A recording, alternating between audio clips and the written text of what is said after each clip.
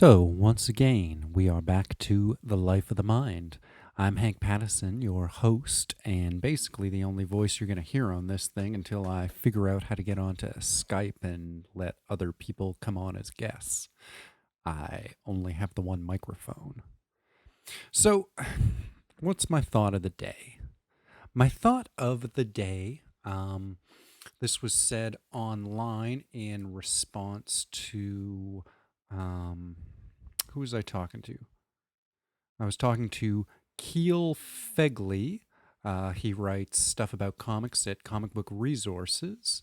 And we were having some conversation. It was a couple of tweets back and forth. Um, and a point that I arrived at in my own head was stories don't have to be dark, gritty, or full of rape. I just want to see the world I live in reflected in the narratives and characters. Does that make sense? Do you know where I'm coming from? There's a lot of talk about realism, about they'll do a comic book movie and they'll say like, "Oh, they didn't do it the old way. They made it gritty and realistic." And those two terms have become intertwined ever since Watchmen, it seems like. I don't even think most people really understand what gritty means unless they mean it literally, like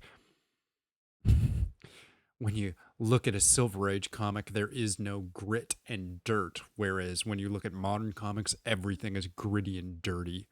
Wolverine always looks like he's wearing unlaundered clothing and always looks like he probably smells pretty bad. Whereas, Silver Age Batman, Bruce Wayne, man, those guys look like they smell great.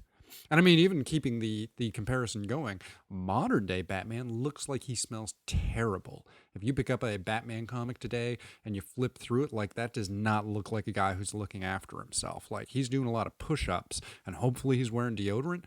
But most of the time when I look at those comics, it's like, oh, I bet that guy smells terrible. Just a little guess, just from the way they're drawn, that would be what I'm thinking. So, so the one of my favorite comics is the comic book Preacher. Preacher came out. I remember buying the first books back in 1996, right after I first graduated from high school, and yeah, so it's a pretty old series at this point. It remains one of the greatest things I've ever read in my life. Written by Garth Ennis, drawn by Steve Dillon. Matt Hollingsworth was the colorist for the first few years, and then Pamela Rambeau took over. It's unlike anything else. It's a horror and a comedy and a western. It's a love story. It's an action adventure. It's a tale about addiction. It's a tale about society. It's a tale about how human beings treat one another. It's about friendship. It's about real things, and the people in it feel like real people. That's one of the things I like the most about Preacher. In some regards, it is a little comic booky, I was almost going to say, just in that like the characters are very they come very close to being larger than life. Um I don't think there's anything wrong with that though. The world is full of larger than life characters, and I think if you can capture that on the page, I think we all have an old family friend or somebody we knew. I keep wanting to say growing up, but I guess some of us still know them in the adult world as well. But like, I'm not just thinking boisterous, but I'm thinking people who are weirdos. And not weirdos in the modern sense of weirdos, but just, you know, big people, people with big personalities, even if they don't say a lot. Anyway, Preacher is full of that, and that's one of the reasons I really love it.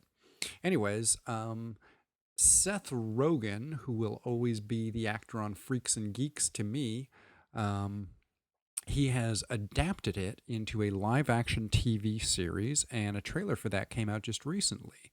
It's going to be showing on AMC, which is the station that brought us The Walking Dead, the TV series, and Breaking Bad. So that's all cool in the gang. I was talking a little bit about the trailer online because my initial response was very negative. But I'm trying to keep that into perspective. I knew all along, like for me, a Preacher TV series. What? I'm thinking of all these different metaphors of like it's like being forced to watch somebody having sex with your child, and like even if it's consensual sex and they're having a good time, you still don't want to watch it. But I mean, that's kind of weird. Preacher isn't my child. I didn't write it. But it is, I guess I feel a lot like Preacher.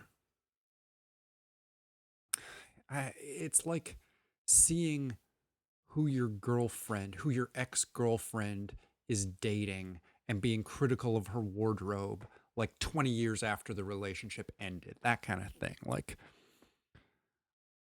I think part of the reason I will always judge Preacher very harshly as a series is because I've been adapting it in my head ever since I read it.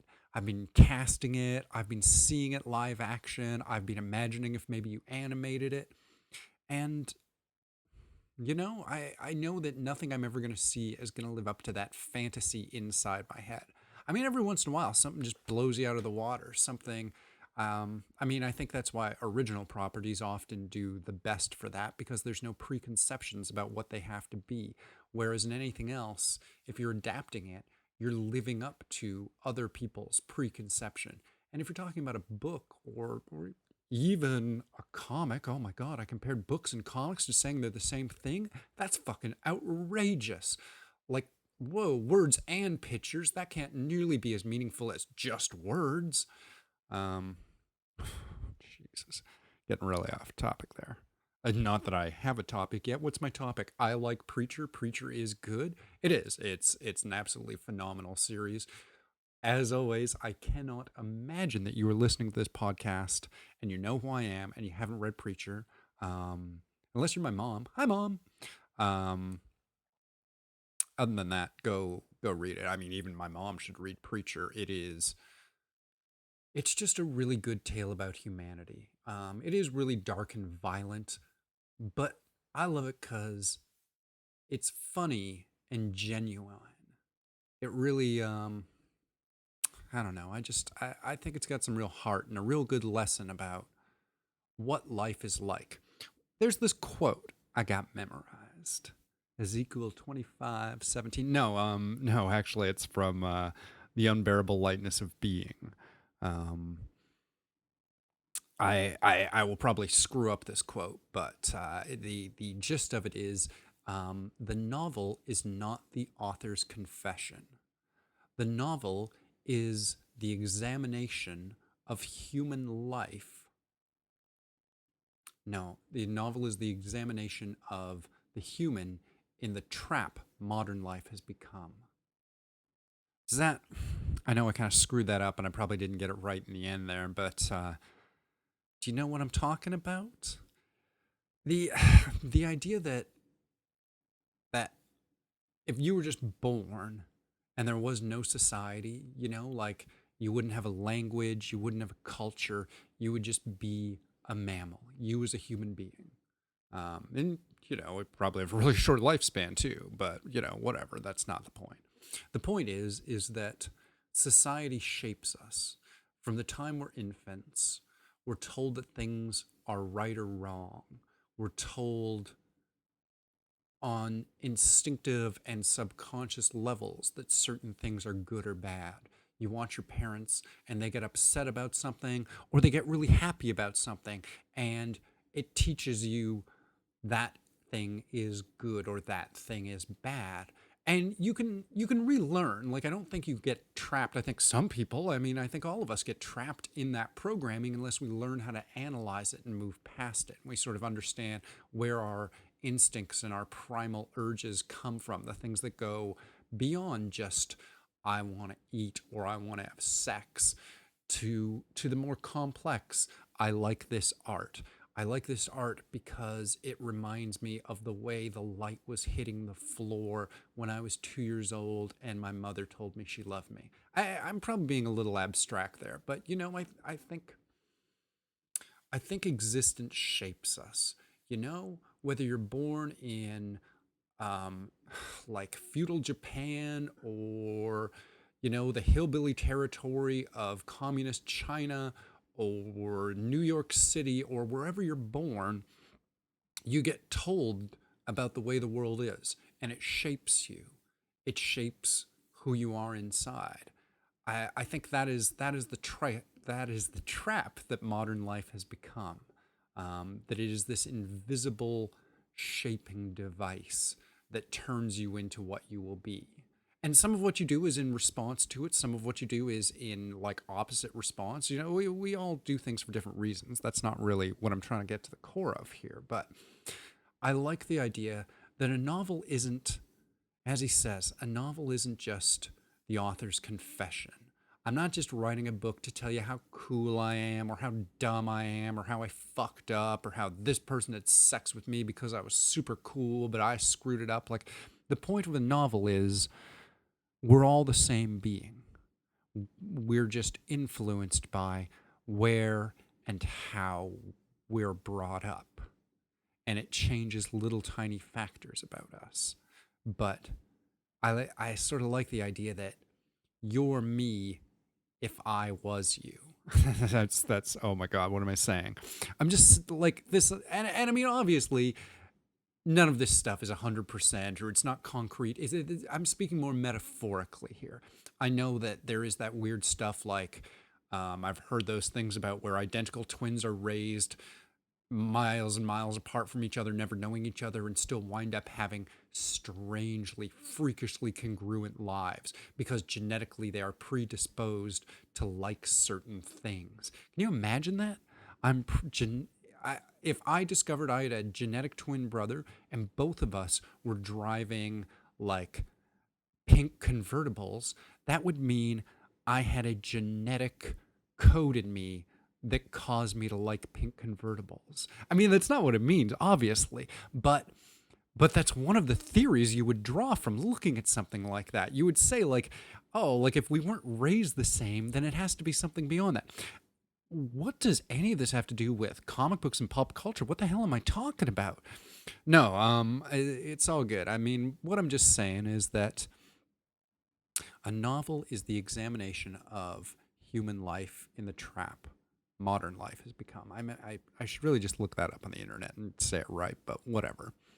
Um, so, so I think I like a comic or a book or a story, a movie, a TV show, whatever. I like it best when I can see the world I live in reflected in it.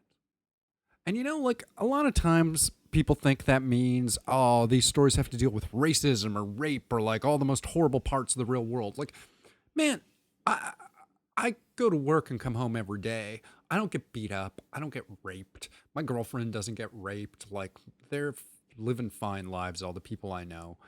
So I mean, I don't think just because something takes place in the real world, that means everything is awful. But I do think the real world has consequences. And that is something that I don't see in a lot of things. That was one of my biggest complaints about a lot of the Marvel superhero movies that I've seen recently, like Age of Ultron. There are no consequences for physical actions. If Steve Rogers gets punched in the face by a robot, he doesn't have a black eye. Like, he just kind of rolls with the punch and then comes back. And, like, I kept saying, like, I wanted there to be a part in Avengers Age of Ultron where, like, everybody had broken limbs and you saw them actually need to heal. Things like that. Like, man, I want to say the only character who gets hurt anymore is Wolverine because then they can show him healing. And even then, he never really gets hurt. Like, he just kind of gets bullet shot into him and then he kind of spits them back out or something. Like, you never actually see him really screwed up and then slowly knitting his body back into shape. Let alone, I mean, I know in most action movies, here's the thing, like, if you asked a lot of people, I mean, I'm mass generalizing here, it is widely accepted that the first Die Hard is one of the greatest action movies ever made. Why is it one of the greatest action movies that have ever made? I think one of the major points is the part where John McClane is running around barefoot across broken glass, and you see how much it hurts him to do that, and you see him picking the glass out later, and you see, I mean, it probably does a weak job of like, if I did that, my feet would hurt for the rest of the day. Whereas I think he pulls the glass out and he's not actually, he doesn't spend the rest of the movie being super ginger on his feet, but there was a sense of consequence to it. And again, like, I would love to see an action movie where halfway through it, a character got his arm broke and then had to do, oh man, like, how cool would that be in like a Jet Li movie or something like that? Jet Li, am I a million years old? Does Jet Li still do things? I guess is he the one who's in the Expendables? Is he the Asian action star they got for that? Anyway, I would love to see a movie with an action star where halfway through the guy broke one arm or broke one leg, and then you had to do a significant chunk of the movie after that. I was watching one of those Bourne movies with where Matt Damon's a super spy with ninja training and stuff, and like, I don't know. Once again, like, they're dynamic fight sequences, but I have no sense of consequence. Like, there's never a texture of, oh, this guy got hit in this place on his arm or in this place on his leg or something, and then for the next 15 minutes to an hour of time within the movie, he had to favor that limb. Or, like, there's no... The best we get is there's an injury, and then a little bit later, there's still a scar where that injury was. And we're like, whoa, continuity, that's amazing. That is something that I will give a shout out to. The Netflix Daredevil series did an excellent job of, when Daredevil got injured, he stayed injured. He had to go home. He had to have people fix him up. I feel like there was at least one episode where he kind of didn't do anything because he was so fucked up that he basically just had to lay in bed and heal up, and they kind of focused on the other characters. I might be misremembering that, but I feel like that's what happened in one of the episodes. And I thought that was excellent. I think that if you were doing an action adventure series, you were obliged to do that. I think every 3 to 6 episodes, your character, like... I think that would be a much better arc rather than having an action sequence in every episode. Have one or two, like, you have a 5-episode arc. So first episode, some action. Second episode, some action. Third episode, a ton of action. Fourth episode, no action. And then fifth and sixth episode action. That's my... Did I say 5? Did I say 6? Whatever. I'm just saying there should be a build. And like, even when I'm watching an action adventure series, like, there doesn't have to be somebody getting punched in the face every 10 seconds. And in fact, I would appreciate a longer narrative where you put emphasis on important parts and different things rather than trying to placate every, like, oh, every scene has to be a comedy, a drama, a musical, a western, a blah, blah, blah, blah, blah, blah, blah. But like, no, man. Like, look at the whole story. I think TV is getting way better for that. I think the new TV, the new parameter of television is to write things in seasonal arcs and also to focus on the whole series rather than just doing self-sufficient episodes, which I think is wonderful. I think is what's going to give us some of the best entertainment we've ever seen in the history of our culture. I think that's a thing that could happen. We're going to take a little break now.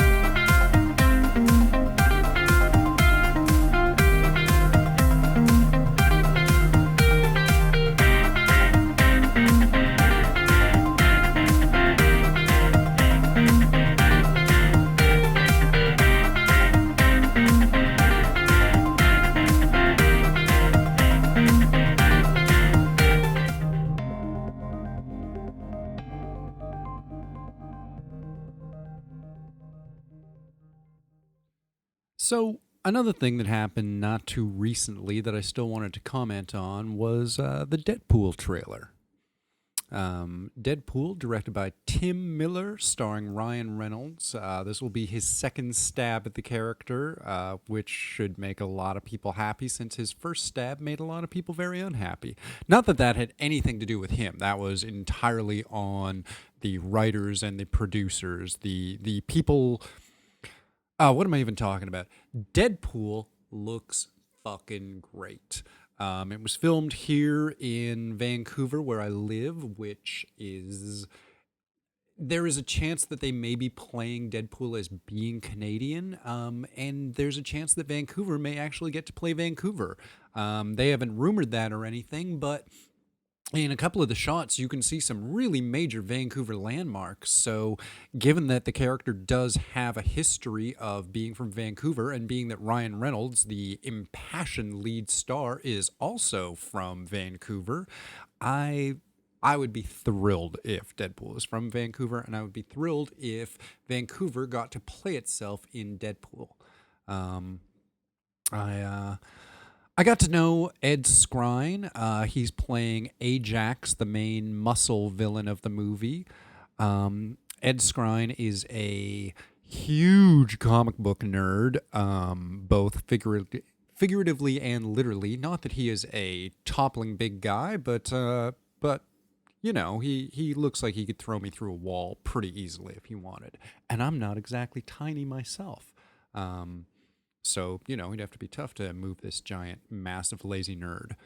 Uh, I I really like how enthusiastic everybody is for this project who is involved in this project. And I don't just mean that in sort of a sanctimonious, kiss ass kind of way. I mean, Ed Skrein is big into comic books and he appreciates the importance of this. And from what I have heard and read in interviews, I think Ryan Reynolds really gets that as well. I think this character is legitimately important to him, and I think it's really, I think he's a personal investment in representing what it's supposed to be. Um, I don't know too much about Tim Miller, the guy who's directing it, but Ed was telling me that Tim Miller has one of the largest graphic novel collections a person can possibly amass. And that's a little encouraging. It's good to know that people are buying books and keeping them on bookshelves, especially the people who are making movies about books. I may just start calling comic books books and just say fuck it and like whatever, man. Books are books are books.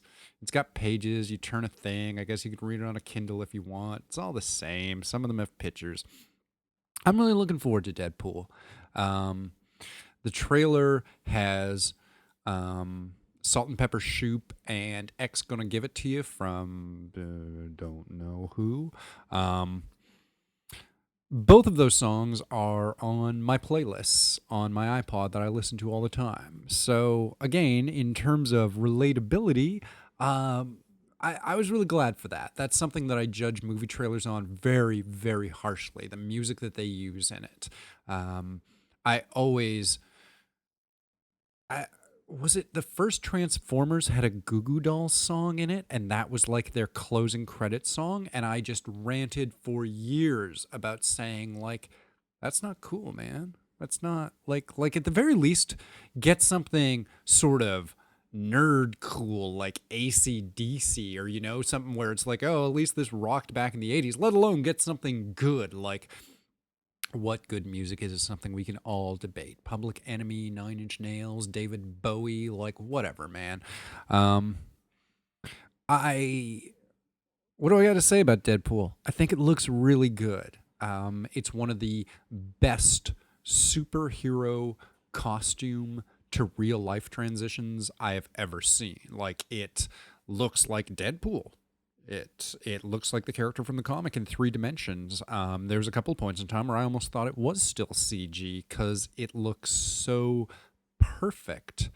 It's going to take me a little while to get used to Reynolds' voice in the character. Um, in the books, Deadpool's voice sort of has this weird quality to it. It's almost kind of like they draw the word balloons differently than they draw other people's, which is meant to imply that he has a weird voice. Um, It sounds like it's just Ryan Reynolds in the movie talking through a mask, which is fine. I'm not like, oh my God, his voice isn't right. Well, I mean, that said, one of my biggest problems with the Preacher trailer was that I am unconvinced by the lead actor's Texan accent. But I mean, those are two totally different conversations. And really, you hear the guy say like two things. Oh man, now I'm just thinking about that Preacher voice again. I got to admit, that's something I don't know if I'm going to be able to get past. I saw a few moments of Andrew Garfield in Amazing Spider-Man 2, and the moment he started talking, I was just like, British person. This guy's not from New York. He sounds like a British person trying to do a New York accent. Like, you guys should have hired somebody from New York, and then they could nail it. I I know some people can do really good voices. I know there's some British actors who do American roles and vice versa, and they're spectacular or phenomenal. I think I was trying to say phenomenal. Um, but that's not the rule. I think those are the exception to the rule. And by and large, the rule is no, it's not convincing, and it takes you out of it. Like, I'd rather have a person just use their normal voice than do a crappy accent. Except in the case of, like, if the point of your character is that it's a story about Texas and this is a character who grew up and was raised in Texas, then having a Texas voice will go a really long way in convincing me. Hopefully the dude gets better. I mean, I don't know.